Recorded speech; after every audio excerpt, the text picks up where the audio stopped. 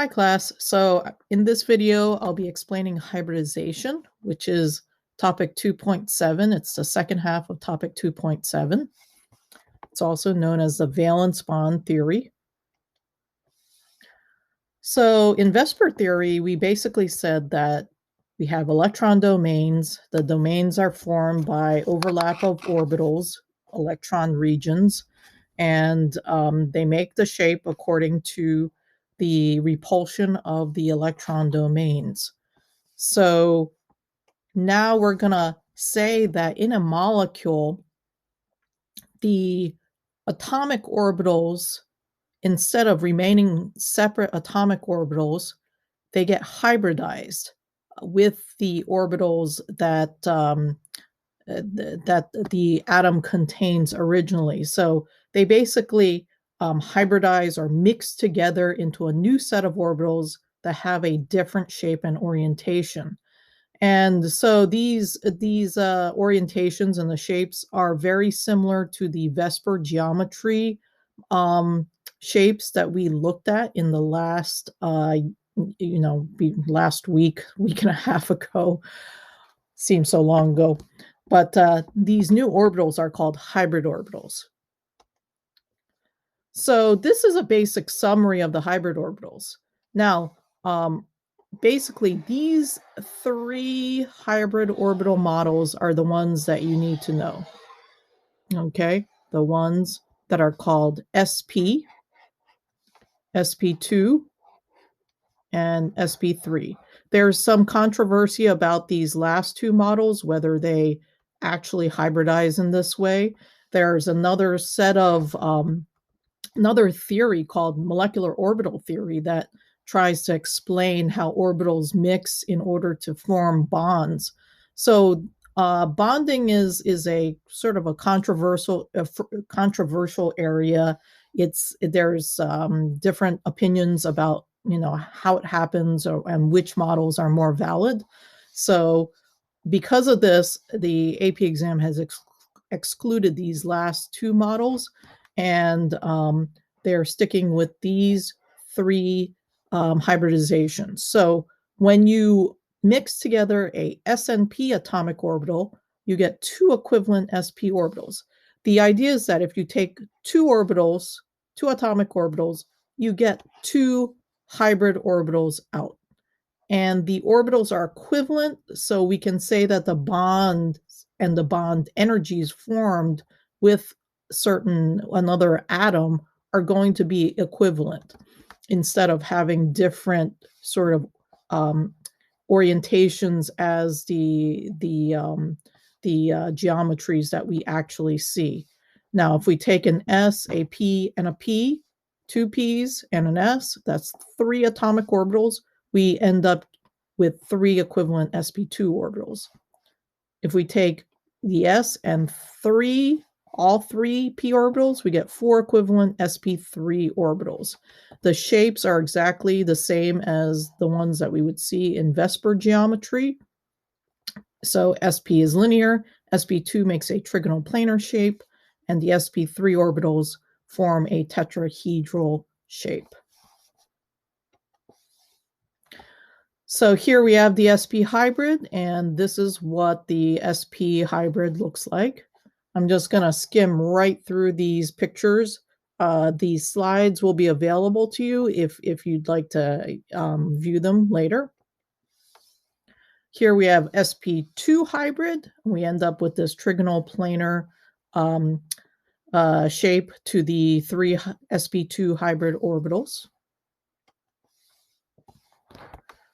And then the sp3 hybrid is this tetrahedral shape, and we have four sp3 orbitals in a tetrahedral arrangement.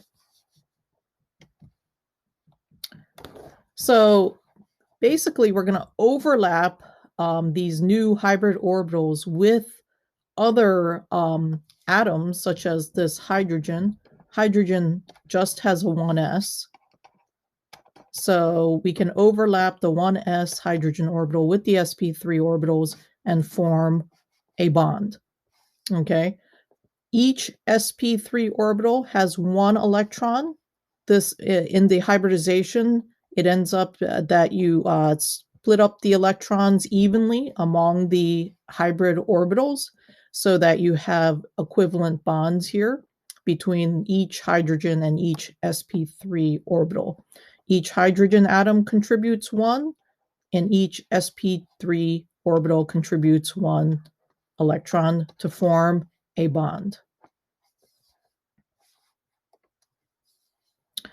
So when we have multiple bonds, double and triple bonds, we call these sigma and pi bonds. So actually, the double and triple bonds are made up of sigma and pi bonds. And these, the sigma bonds have to do with overlap right along the axis of the bond, and pi bonds are bonds that form basically are around or perpendicular or above and below the axis of the bond. And I'll show you what that means in a second. So here we have a example. Okay, this is a C double bond. We can see the sigma bond here where these orbitals overlap. They're hybrid orbitals that overlap one electron each, and they form the bond. And then the pi bonds are formed with these p orbitals that are not hybridized. Okay, so these p orbitals that are not hybridized can overlap above and below this bond axis. Call it kind of a hot dog bun. You'll see that picture in a second. But that forms the kind of the second bond, if you will. So a double bond consists of a sigma bond here between the hybrid orbitals and a pi bond, which is formed between the p orbitals of the carbons. All right, so if we take a look at this structure for C2H4, okay, here's our Lewis structure. We can see that there are 1, 2, 3 electron domains around this carbon. Okay, that would be trigonal planar. So if it's trigonal planar, we need to figure out the hybridization. That's just based on the number of electron domains. So the electron domains are going to be 1, 2, 3. That will mean that this carbon is sp2 hybridized. Okay, it has 3 sp2 hybrid orbitals, which are bonding. But then this double bond, if you look over here, each carbon has one p orbital that is not hybridized, and that's forming the pi bond, okay, between the carbons. So again, here we can see that the sigma bond is formed with these sp2 hybrid orbitals. But then the pi bond, okay, the pi bond of the double bond is formed with these unhybridized, the non-hybridized p orbitals. Remember, to get the hybrid orbitals, we had to put in one s and two p orbitals, and then it left one p orbital unhybridized. And that's what forms this pi bond, which is overlapped above and beyond. So it forms a strong bond that's difficult to rotate around. Okay, a sigma bond you can freely rotate, but the pi bond, it's harder to break this overlap because we overlap on top and the bottom. All right, so let's take a look at C2H4 again. Okay, so if we look at each carbon atom, okay, first we're going to get the hybridization. So looking at this number 1 carbon atom, and here's carbon atom number 2, we can see that for number 1, we have 1, 2, 3 electron domains. So this is sp2 hybridized. Same with the other carbon, sp2, okay? And then it says indicate the sigma and pi bonds. Okay, so a single bond is always just a sigma. So these CH bonds are all sigma, but this double bond right here, this double bond is going to be one sigma bond, okay? One sigma bond between the two sp2 hybrid orbitals that are overlapping here, and 1 pi bond. Every double bond is made up of 1 sigma bond and 1 pi bond.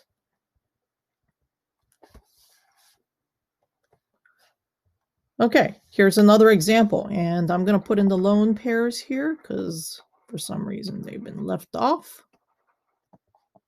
Okay, here's where we really get to see the hot dog bun shape here.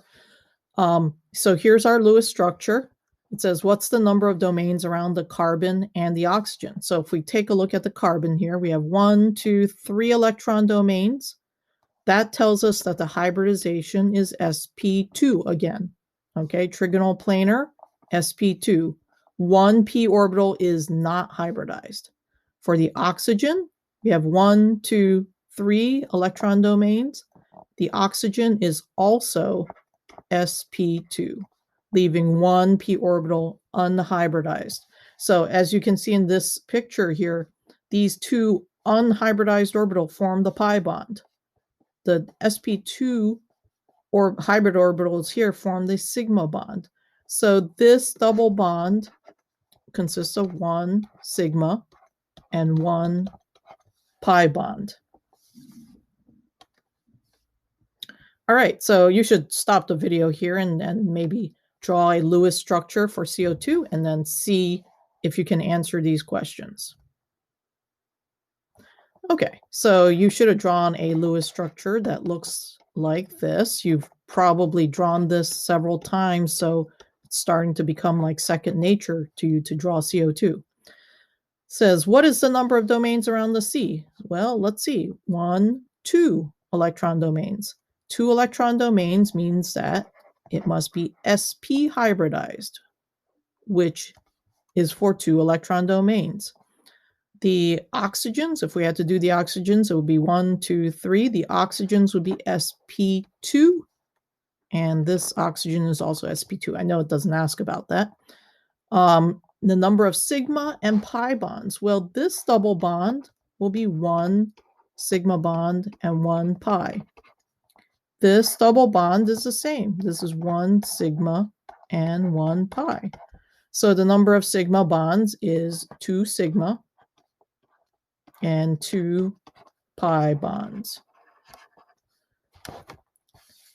All right, now we're going to skip over the sort of the hybridization and the overlap in CO2. It gets a little crazy there, but you can take a look and see if you can spot how the things are oriented, how the unhybridized p orbitals are oriented. All right, so another example here, and we can just run through a couple more examples, and I would maybe stop the video, see if you can fill these all in, okay, and see if you get them correct. All right, so around this left oxygen, that's number 1. Name the electron domain geometry. Well, let me count the domains. 1, 2, 3, 4. I see 4 electron domains. That means it has a tetrahedral electron domain geometry. Name the molecular shape. Well, here we have 2 lone pairs, 2 bonded atoms, okay? So the shape will be bent. The bond angle, we know that tetrahedral things, the approximate bond angle is 109.5.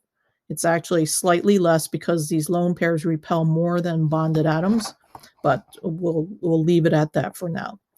Name the hybridization, 4 electron domains. So we have an sp3 hybrid for the oxygen. Number of sigma and pi bonds around the oxygen, we have 2 sigma bonds. Okay, that's just near the oxygen. Around the Cl, so if we look at the domain geometry, 1, 2, 3, 4, again, tetrahedral. The molecular geometry, 1 lone pair, 3 bonded atoms. This is trigonal pyramidal.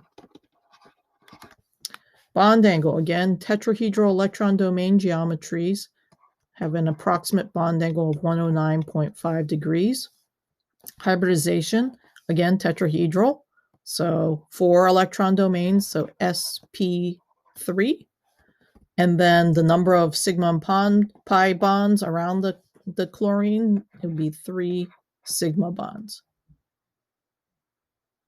Okay, so let's do one more example, and then there's 2 more after that. But if you're feeling good after this, then take a look at those examples and see if you can do those. Acetylene, what we use in torches. So this left carbon, the electron domain geometry, we have 2 electron domains, so it is going to be linear. Molecular geometry, we've got 2 bonded atoms, no lone pairs, again, linear. Bond angle, well, a line must make a 180-degree angle. The hybridization of this carbon will have the same hybridization. Again, we have 2 electron domains. That means that we have an sp hybridization. Now, it did not ask about sigma and pi bonds, so if we had to count total sigma bonds in this molecule, we count 1, 2, 3. Total pi bonds is 1, 2 from the triple bond. So that's our total sigma and pi bonds. Remember, a double bond is always 1 sigma and 1 pi. A triple bond is always made up of 1 sigma and 2 pi bonds. Okay, so I hope you enjoyed watching. If you still need some more practice, you should try this one, okay, which is right before that. And you can try this one as well. These are all molecules that the AP exam has used in the past, so they're good examples. Hybridization is difficult to understand and explain, but the exam really wants you to be able to identify and list the number of sigma and pi bonds. You do not have to explain how hybridization works, but I think, it's kind of, knowing a little bit more than just naming the hybridization, listing the number of sigma and pi bonds gives you a little deeper understanding into the bonding of molecules.